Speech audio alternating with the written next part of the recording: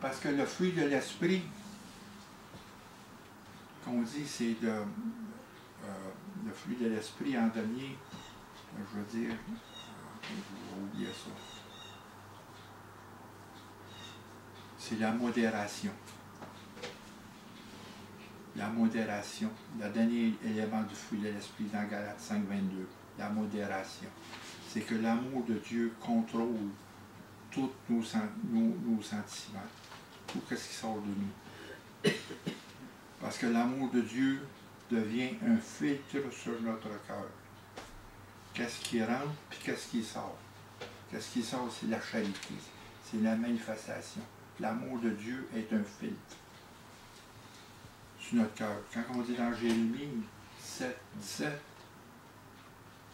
le cœur est tortueux avant toute chose. Il est décevant. Le cœur, notre cœur. C'est notre cœur.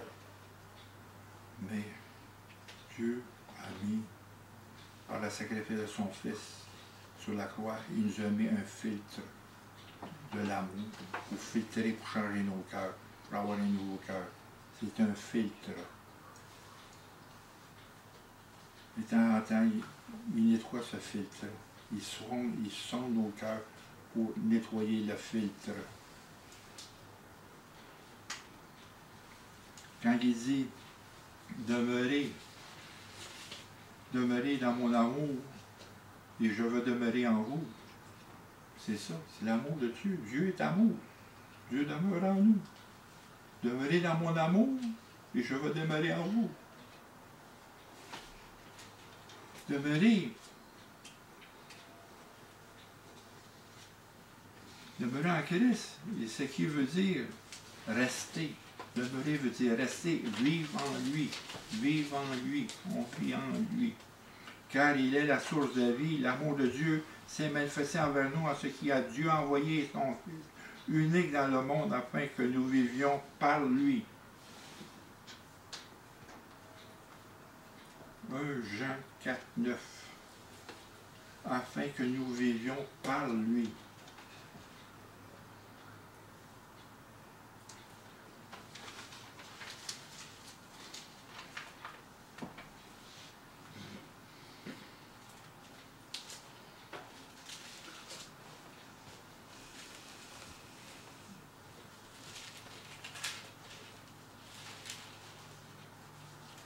Aussi dans Jean 15, 12.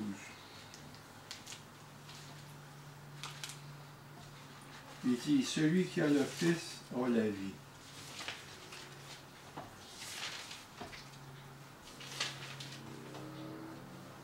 Et celui qui n'a pas le Fils de Dieu n'a pas la vie.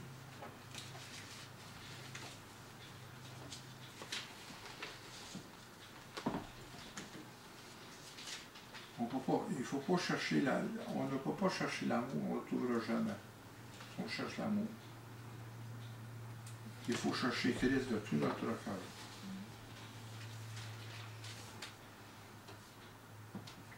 Parce que la vie que Christ nous a donnée, Christ en nous, c'est la vie, c'est l'amour de Dieu. Parce que Dieu a répandu l'amour de nous.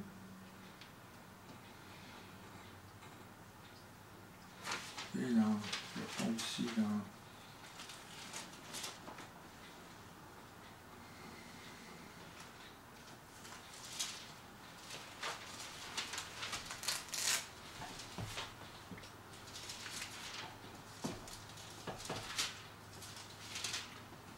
Je regarde dans Isaïe 55.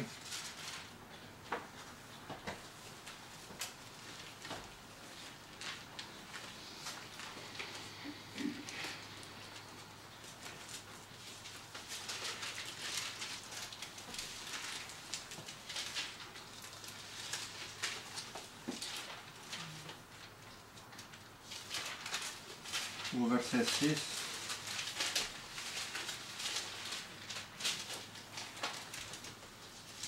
On va revenir dans d'autres. Cherchez l'Éternel pendant qu'il se trouve. Invoquez-le tandis qu'il est prêt. Il faut chercher l'Éternel.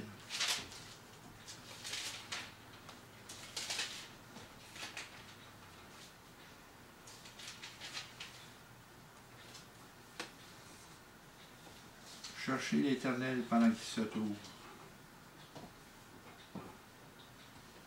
Invoquez-le, et tandis qu'il est près de nous.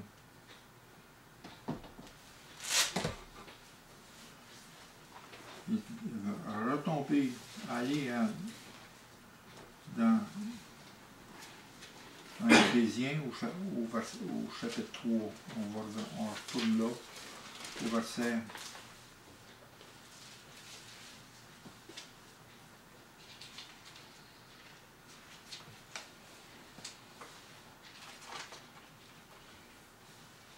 On fait un retour à ça. Au verset 17, 18, 19.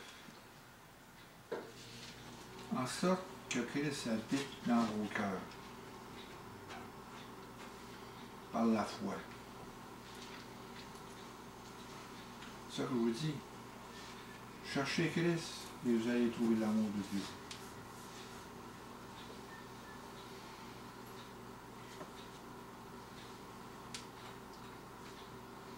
Ça, c'est par la foi. La foi qui nous sauve. La foi qu'on croit à Christ. On l'a reçu dans notre cœur et on croit qu'il est le Fils de Dieu. Afin qu'il est enraciné et fondé dans l'amour, vous puissiez comprendre. Remarquez, comprendre. Avec toutes les saints. Quelle est la largeur, la longueur, la profondeur et la hauteur, et connaître l'amour de Christ qui surpasse toute connaissance.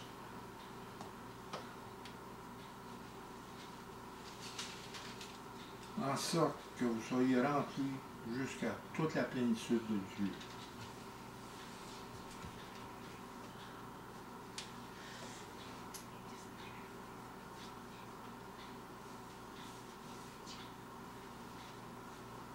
Qui dépasse toute connaissance.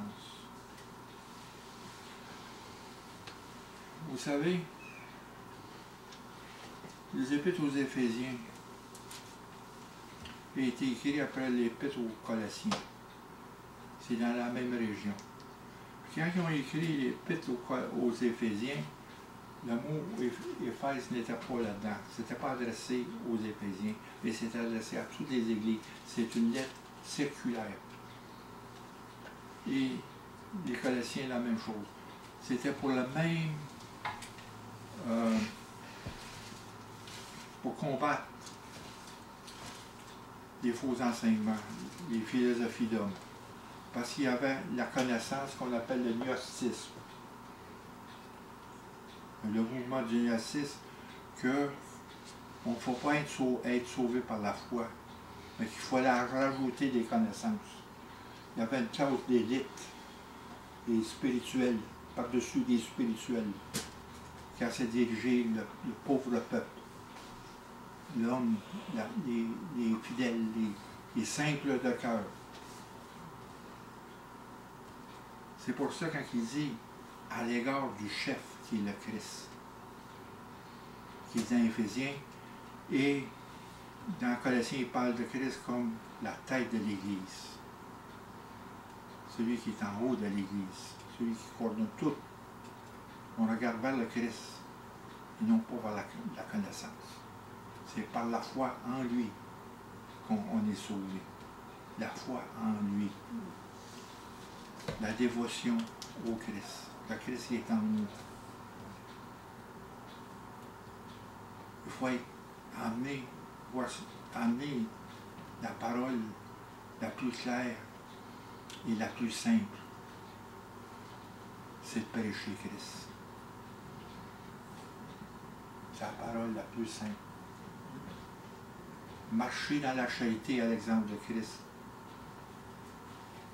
qui s'est livré pour nous.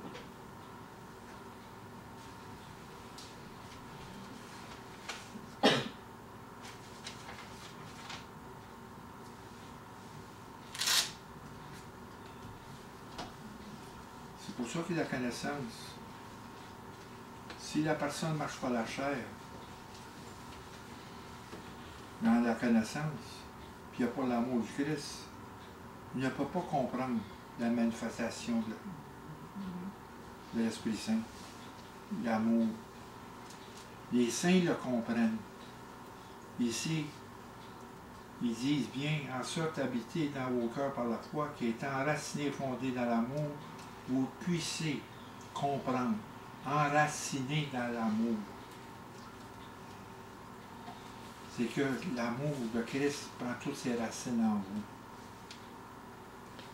Et que vous puissiez, à ce moment-là, on peut comprendre tous ensemble, comme il dit un petit peu, pour arriver à l'unité de la foi.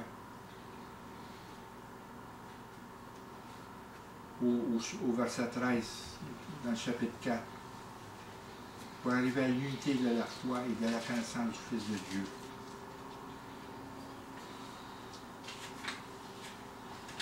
C'est là qu'on puisse comprendre quelle est la largeur, la profondeur de l'amour. C'est qu'est-ce qu'il fait en nous, la transformation qu'il fait en nous. Parce que l'amour de Dieu est à base de sa justice. La justice de Dieu, c'est l'amour. Pardonnez à vos ennemis, bénissez vos ennemis.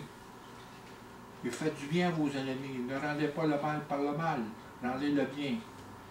Rendez le mal par le bien. C'est en dehors de nos conceptions. C'est au-delà de l'humain, ça. C'est pour ça que c'est pas compréhensible. Vous savez, dans les églises, des fois, il y a du légalisme. Mais il faut regarder les choses par l'amour. Parce que la grâce est là pour tous. Et la repentance est là pour tous.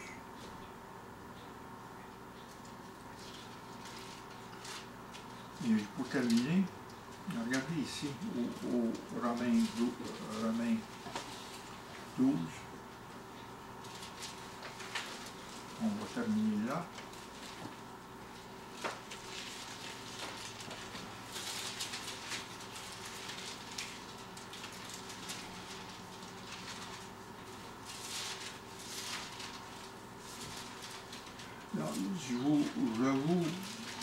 Qu'est-ce que je vous dis ce matin, qu'est-ce que les Écritures j'ai sorti ce matin, il faudrait que vous repassez ça par vous-même. Et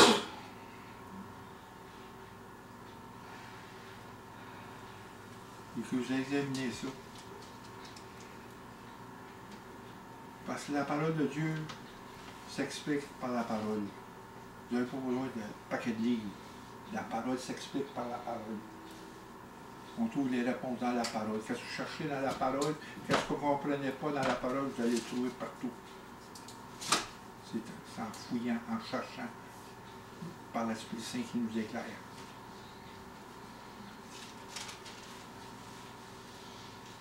Ici, au chapitre 12 des Romains. Je vous exhorte donc, frères, par les compassions de Dieu, ça veut dire la bonté de Dieu et l'amour de Dieu, à offrir vos corps comme un sacrifice vivant, saint et agréable à Dieu, et qui sera de votre part un culte raisonnable. Vous avez là la vraie forme de la charité. Qu'est-ce que Dieu veut faire en nous? Vous avez la forme de la charité, vous avez l'application de la charité, de ce qu'on vient de parler aujourd'hui. L'application est là. À offrir nos corps. Comme Jésus il a dit, il s'est offert.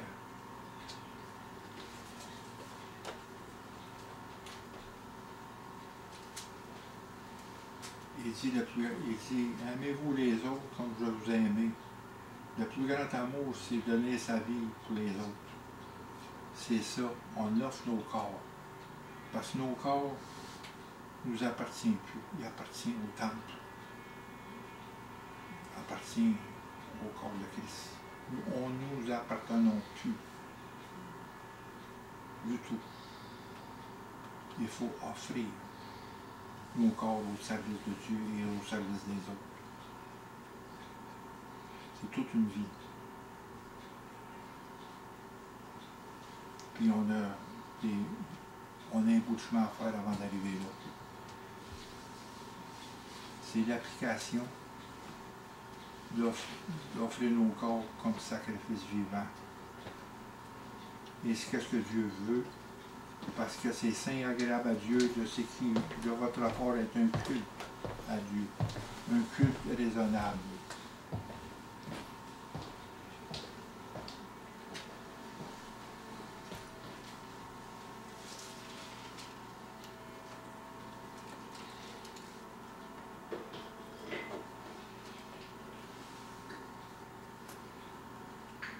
Seigneur, on te prie pour ces paroles ce matin.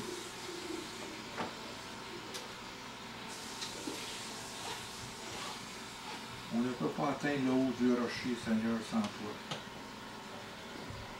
On ne peut pas atteindre le sommet. Emmène-nous, Seigneur, au sommet de ton rocher, Seigneur.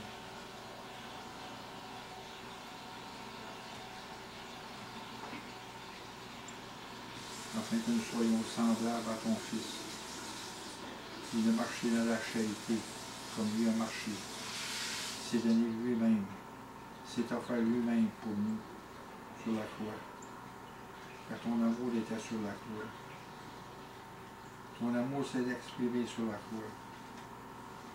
Ainsi, ton amour doit s'exprimer à travers nous, Seigneur, avec toutes sortes de gestes et d'actions, Seigneur, cherchant le bien pour notre prochain, et tissant les liens entre nous, Seigneur, ici, dans notre petite communauté.